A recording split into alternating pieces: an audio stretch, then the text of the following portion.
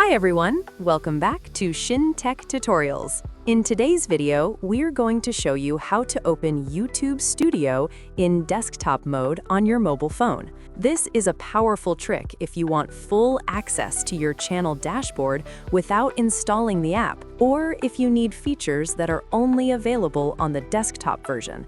If this video is helpful, let us know in the comments. Leave a like and subscribe to the channel for more tutorials.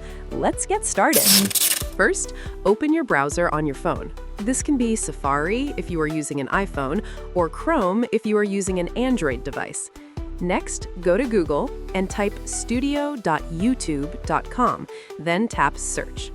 Once the page loads, you might see a message asking if you want to open the YouTube Studio app. If that happens, simply tap Continue to Studio. After that, the YouTube Studio dashboard will open directly in your browser, just like the desktop version on a computer. From here, you can zoom in if needed and access all the sections such as your analytics, comments, content, and other channel management tools.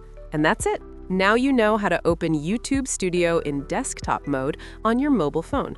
We hope this tutorial was helpful. If you have any questions, feel free to drop them in the comments.